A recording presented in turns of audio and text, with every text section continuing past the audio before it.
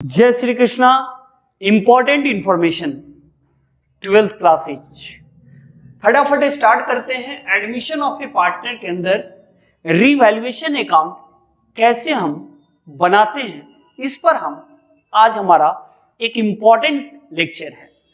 फटाफट स्टार्ट करते हैं, लेट नहीं करते हैं, पेशेंस के साथ सुनिए। सर रीवैल्यूएशन अकाउंट कब बनाया जाता है?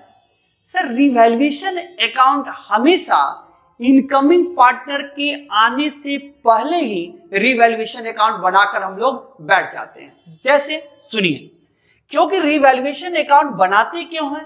सर रीवैल्यूएशन अकाउंट इसलिए बनाते हैं कि हमारा फिनेंशियल अकाउंटिंग ईयर में जब हम बिजनेस 1 अप्रैल 2020 को स्टार्ट किया और 31 मार्च तक मेरा 21 को मेरा क्लोजिंग डेट है, और इसके बाद हमारा कौन पार्टनर आएगा? New partner. हम दोनों कौन पार्टनर थे? Old partner. जो भी हमारा प्रॉफिट या लॉस होगा, जो भी हमारा एसेट्स या लायबिलिटीज इंक्रीज या डिक्रीज होगा, जो भी लॉसेज होगा, जो भी प्रॉफिट होगा, सब किसका है? सर वो पार्टनर जो एग्जिस्टिंग पार्टनर है, ओल्ड पार्टनर, इसमें किसी भी तरह का इंपॉर्टेंट रोल इनकमिंग पार्टनर का नहीं होता है। तो हम लोग सी के आने से पहले ही, न्यू पार्टनर के आने से पहले ही अपना जो भी प्रॉफिट या लॉस हमारा 31 मार्च तक है, हम सारे चीज को क्या करेंगे? ओल्ड रेशियो में बांट लेंगे और रीअसेसमेंट कर लेंगे एसेट्स और लायबिलिटीज को। उसके बाद हम इनकमिंग पार्टनर को कॉल करेंगे, भाई आओ अब तुम बिजनेस में आ सकते हो। लेट नहीं करते, रिवैल्यूएशन स्टार्ट करते हैं। कैसे बनाया जाता है ध्यान से सुनते हैं। किसी भी रिवैल्यूएशन अकाउंट बनाने के लिए हम नॉमिनल अकाउंट्स की तरह ट्रीट करते हैं। किस अकाउंट्स की तरह? Nominal accounts. ये सर नॉमिनल अकाउंट्स कहने का मींस क्या? सर जो भी एक्सपेंसेस या लॉसेज होगा, देखो अगर एसेट्स घट गया, माइनस हो गया तो डेबिट में लिख लीजिएगा, बहुत ड्रास्टिक बात नहीं बता रहे हैं। अगर लायबिलिटी बढ़ गया तो आप डेबिट में लिख लीजिएगा। देख लीजिए, हम लिख लिए एसेट्स अगर घट गया रिवैल्यूएशन के डेबिट में, लायबिलिटी बढ़ गया रिवैल्यूएशन के डेबिट में। अगर एसेट्स की वैल्यू इंक्रीज कर गया तो रिवैल्यूएशन अकाउंट के क्रेडिट साइड में, और लायबिलिटीज अगर डिक्रीज कर गया तो रिवैल्यूएशन अकाउंट के किधर? क्रेडिट साइड में। अब ध्यान से मेरी बात को सुने। इसका मीन से सीधा बोलिए ना सर, जो भी गेन होगा या फायदा होगा वो क्रेडिट में लिख लेना, और जो भी लॉसेज होगा वो डेबिट में लिख लेना। ऐसे भी तो बोल सकते थे आप। हम ना रिवैल्यूएशन अकाउंट सिर्फ इनकमिंग पार्टनर के लिए नहीं है, सॉरी माफ कीजिएगा, सिर्फ वो पार्टनर जो ओल्ड पार्टनर, इनकमिंग पार्टनर का तो नाम भी मत लीजिए, इसमें किसी भी तरह का रोल इनकमिंग पार्टनर का नहीं होता है, ओल्ड पार्टनर का है। जो भी कमाया हुआ प्रॉफिट या लॉस है सब कौन बांटेगा?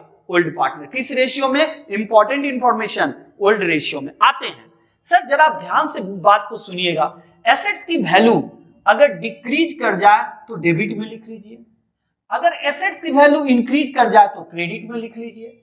लायबिलिटीज की वैल्यू अगर इंक्रीज करे तो डेबिट में, और डिक्रीज करे तो फायदा है फर्म के लिए, क्रेडिट में। कोई अनरिकॉर्डेड लायबिलिटी रिकॉर्ड होगा तो रिवैल्यूएशन अकाउंट के डेबिट साइड में, और कोई अनरिकॉर्डेड एसेट्स बिजनेस में रिकॉर्ड होगा तो किधर लिखेंगे? क्रेडिट साइड में। जरा बच्चे को समझ में नहीं आया सर, ध्यान से सुनिएगा। इसमें दो चीजें हैं, बुक वैल्यू और मार्केट वैल्यू। रिवैल्यूएशन अकाउंट में होता क्या है सुनिए। देखिए, इसको बेटा जो बैलेंस शीट के एसेट साइड है, इसको बेटा हम लोग बुक वैल्यू कहते हैं। ये बुक वैल्यू है। मेरा प्लांट एंड मशीनरी अभी 50,000 का था। कितने का था? 50,000 का। और एडजस्टमेंट में दिया है कि भैया इसका मार्केट वैल्यू अभी 50,000 से कितना हो गया? 60,000। मैं पूछना चाहता हूं मार्केट वैल्यू अभी क्या बता रहा है और बुक वैल्यू क्या बता रहा है? तो सर बुक वैल्यू 50,000 बता रहा है प्लांट एंड मशीनरी का, और मार्केट वैल्यू कितना बता रहा है? 60,000। सर 60,000 नहीं लिखेंगे, कितना एप्रिशिएट कर गया plant and machinery? Sir closing date को 31 मार्च को सी के आने से पहले, सर आने से पहले, आने के बाद नहीं, आने से पहले 31 मार्च तक का पता चला कि हमारा प्लांट एंड मशीनरी 10,000 रुपया इंक्रीज कर गया। मतलब बुक वैल्यू 50,000 है और मार्केट वैल्यू पता लगाया तो कितना है? तो देखिए, जैसे ही एसेट्स की वैल्यू बढ़ा तो क्या हो गया? क्रेडिट। इसीलिए हम इसको revaluation differences value revaluation account में जाएगा। देखो हम कितना लिखे हैं? 10,000। यहां देख लीजिए। अब आइए, अगर ये 50,000 है और मार्केट वैल्यू पता चला कि भैया ये 40,000 हो गया, अब मुझे बताइएगा ये 40,000 जो हो गया, कितना नुकसान हो गया सर? 10,000। तो रिवैल्यूएशन अकाउंट पे किस साइड लिखेंगे? एसेट्स की वैल्यू घट गया, किधर लिखेंगे? डेबिट साइड में। तो देखो मैंने डेबिट साइड में लिख लिया। तो ये डिफरेंसेस को लिखा जाता है, ध्यान रखिएगा। तो देखिए एसेट्स की वैल्यू बढ़ा तो हम किधर लिखे थे? क्रेडिट। एसेट्स की वैल्यू घटा तब क्या, कौन से वैल्यू को लेंगे? मार्केट वैल्यू और बुक वैल्यू। क्वेश्चन में गिवन डेट होगा, बिल्कुल गिवन डेट होगा। आइए सर अब एक और बता दीजिए सर, लायबिलिटी। देखिए लायबिलिटीज के बारे में देखो, एक क्रेडिटर्स था मुन्ना, ये क्रेडिटर्स 80,000 का था। क्रेडिटर्स कितने का था? 80,000 का। पता चला कि इसका बुक वैल्यू जो था, जो बैलेंस शीट में है, वो बुक वैल्यू है 80,000। अभी पता चला कि हमको ये क्रेडिटर्स को 90,000 रुपया पेमेंट करना पड़ रहा है। मैं आपसे पूछना चाहता हूं, हमारा लायबिलिटीज अभी कितना बढ़ गया? 10,000। जैसे ही लायबिलिटीज बढ़ा तो फर्म के लिए क्या हो गया? नुकसान हो गया मुन्ना। देखो 10,000 हम लायबिलिटीज बढ़ा दिए हैं। सिर्फ डिफरेंसेज को लिखा जाता है। कितना डिफरेंसेज बोलो तो बेटा? 10,000। अच्छा मुझे बताइए, अब लिखा है अनरिकॉर्डेड। पता चला कि सर जब क्लोजिंग डेट हमारा सी के आने से पहले एक आउटस्टैंडिंग सैलरी था, आउटस्टैंडिंग रेंट था, ये था अनरिकॉर्डेड लायबिलिटी जो मुझे बिजनेस में रिकॉर्ड करना पड़ा। किसके आने से पहले? क्योंकि भैया वो तो आपका है। तो मुझे बताइए कोई अनरिकॉर्डेड लायबिलिटी अगर रिकॉर्ड होगा, जैसे आउटस्टैंडिंग सैलरी है, अब ये 10,000 हमारा रिकॉर्ड हुआ, हमारी लायबिलिटीज क्या हो गया? अनरिकॉर्डेड लायबिलिटीज बढ़ गया। तो जैसे ही लायबिलिटीज बढ़ा तो फर्म के लिए क्या हो गया? नुकसान हो गया।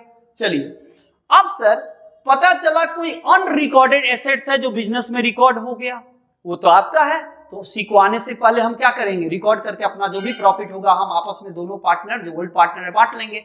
तो सर अनरिकॉर्डेड एसेट्स में एग्जांपल बता दीजिए सर। कोई एक्रूड रेंट या एक्रूड इंटरेस्ट ऑन इन्वेस्टमेंट, ये सब क्या है? हमारा अनरिकॉर्डेड एसेट्स है। तो सर जैसे ही हमारा एसेट्स की वैल्यू या लायबिलिटीज की वैल्यू या यहाँ पर अनरिकॉर्डेड एसेट्स, 3 बात यहाँ रखिएगा और 3 बात इधर, 6 बात आपको याद रखना है। ना एसेट्स की वैल्यू बढ़ा तो क्रेडिट, लायबिलिटीज की वैल्यू घटा तो क्रेडिट, अनरिकॉर्डेड एसेट्स बढ़ा तो क्रेडिट, एसेट्स की वैल्यू डिक्रीज हुआ तो डेबिट, लायबिलिटीज इंक्रीज हुआ तो डेबिट, अनरिकॉर्डेड लायबिलिटीज रिकॉर्ड हुआ तो क्या हुआ? डेबिट। मुझे बताइए ये टोटल किए इनकम साइड, इनकम अगर मेरा ज्यादा है और नुकसान अगर लॉसेज कम है तो मैं क्या निकाल लिया? प्रॉफिट। ये प्रॉफिट किस में ट्रांसफर होगा? ओल्ड पार्टनर्स के किस रेशियो में सर? कैपिटल के, कैपिटल अकाउंट्स में किस रेशियो में ट्रांसफर होगा? रिवैल्यूएशन प्रॉफिट ओल्ड पार्टनर्स के कैपिटल अकाउंट्स में ओल्ड रेशियो में ट्रांसफर होगा, क्योंकि ये रिवैल्यूएशन अकाउंट ओल्ड पार्टनर। अगर एक्सपेंस लॉसेज ज्यादा हो गया, इनकम कम हो गया, गेन कम कर गया, तब क्या हो गया? लॉस हो गया। तब हम क्या करेंगे? ओल्ड पार्टनर से किस रेशियो में सर? ओल्ड रेशियो में, कैपिटल अकाउंट्स में। तो ये प्रॉफिट या लॉस किसका है? ओल्ड पार्टनर का है। हमेशा याद रखिएगा। Thank you very much.